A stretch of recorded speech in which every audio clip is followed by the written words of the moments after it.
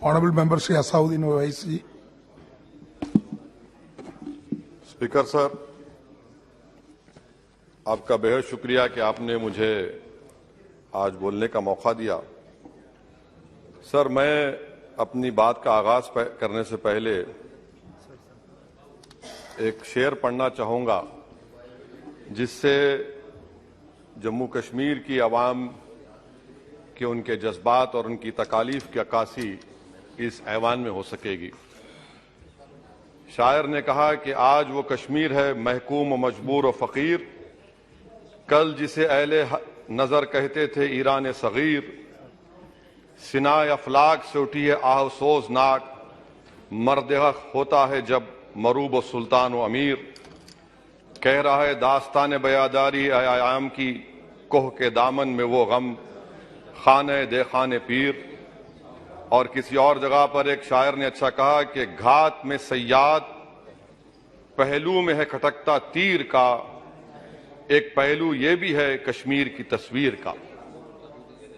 Sir, मैं यहां पर ये बात साफ और वाज़ेह तौर पर कहना चाहूंगा कि एक आरटीआई के एप्लीकेशन में यह कहा गया जवाब में कि 30 साल में 1724 मिलिटेंट्स को हुकूमत और फौज ने, पुलिस ने उनको मारा, मिलिटेंट्स को, ये उनकी मौत हुई, जिसमें से सिर्फ 89 कश्मीरी पंडित का कत्ल हुआ।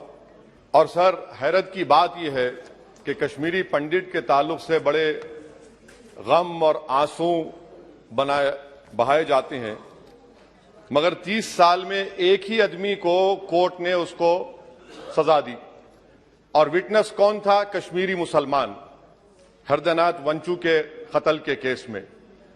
मैं सरकार से मुतालबा करता हूं कि एक आजादना कमीशन को फौरन बनाया जाए ताकि सच्चाई और हकीकत सामने आ जाए, दूध का दूध और पानी का पानी हो जाए।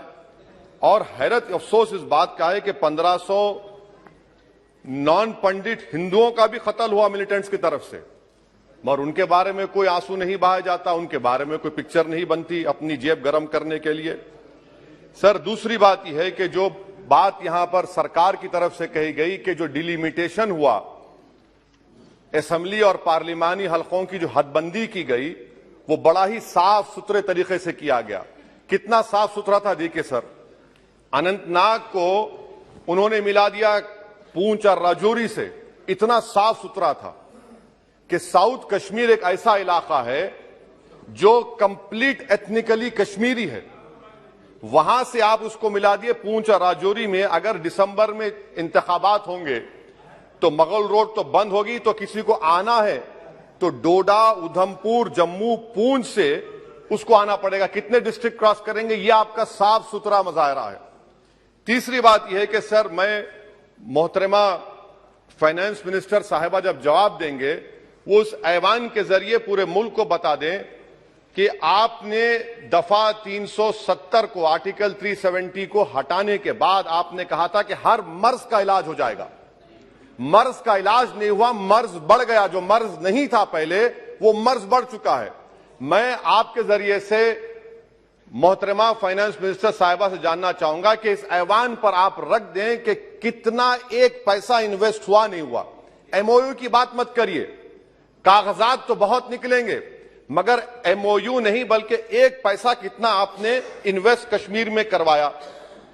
दूसरी बात यह है सर, एक तरफ सरकार बोलती है हम प्राइवेटाइज करेंगे पूरे मुल्क में, एलआईसी और सब चीज, मगर यहां पर हॉर्टिकल्चर को पब्लिक सेक्टर अंडरटेकिंग बना दिया गया।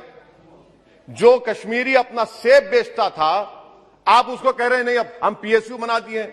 यह आपका साफ सुथरा और आपकी राह दिखाता है। पावर आपका बरखी का, आपने उसको सेंट्रल पीएसयू से जोड़ दिया। तीसरी बात यह सर, आपकी इकोनॉमिक पॉलिसी है क्या फिर कश्मीर के लिए? यहां पर एक पॉलिसी, वहां पर एक पॉलिसी, कौन सी कंटिन्यूएशन है? आप तो यहां पर एक अपना रहे हैं, वहां पर अलग लोग अपना रहे हैं, इसमें कोई इंटीग्रेशन नहीं है। सर, फार्मा ट्रेडर्स पर दावे हो गए, रेट पड़ गया। जो सप्लायर्स है उन पर रेट पड़ गया। टोल पोस्ट खत्म कर दिया आपने। 114 राइस मिल बंद करने के दहाने पर आ गए। इसका जवाब नहीं है सही है गलत है। अच्छा सर, फिर आप देखिए कि एक और बात मैं आपके गोशे गुजार करना चाह रहा हूं कि इकोनॉमिक डिपेंडेंस आप इतना कर दे रहे कश्मीरियों के ऊपर, यानी आप कल ये बताएंगे, मैं खत्म कर रहा हूं सर, कल आप ये बताएंगे कि नहीं नहीं हमने तो इतना पैसा दिया था। सर कि आप ये इकोनॉमिक पॉलिसी क्या है आपकी? और अनएम्प्लॉयमेंट कितना है सर कश्मीर में आज? अनएम्प्लॉयमेंट सर आज कश्मीर में 7.2% है। ऑल इंडिया पूरे भारत में ज्यादा अनएम्प्लॉयमेंट है। तो 370 निकाल के आपने क्या किया सर? अनएम्प्लॉयमेंट वहां और बढ़ गया। अच्छा सर, ये और एक बात आपसे कर रहा हूं, JKIDC सर, ये JKIDC ऐसा आपने एक शैतान को बना दिया आपने, वहां पर एक शैतान को क्रिएट कर दिया आपने JKIDC को। और जमीन किसी की भी ली जा सकती है, पुलिस साथ रहेगी और उसके फैसले को कोर्ट में चैलेंज नहीं किया जाएगा। ये जमहूरियत है ना, जमहूरियत में गलत फैसलों को कोर्ट में चैलेंज करेंगे, माने जमीन किसकी भी ले लेंगे, पुलिस का ऑफिसर साथ देंगे। तो इसीलिए सर हम ये कहना चाह रहे हैं कि हर एतबार से आपने वहां पर कोई गलत पॉलिसी की और अखलाकी तौर पर, आईनी तौर पर कन्वेंशन जो है, ये बजट को यहां नहीं डिबेट करना चाहिए। इस बजट को तो वहां के मुंतखब शुदा अवामी नुमाइंदों को बहस करनी चाहिए। यहां पार्लियामेंट में बैठकर हम एक जम्मू का, कश्मीर का कैसे बजट पास करेंगे? तो गैर अखलाकी बात है, कन्वेंशन के खिलाफ है और इसको बताता है कि आपका मंशा और मकसद क्या है, कि आप यहां पर कठपुतली की तरह कंट्रोल करना चाह रहे हैं।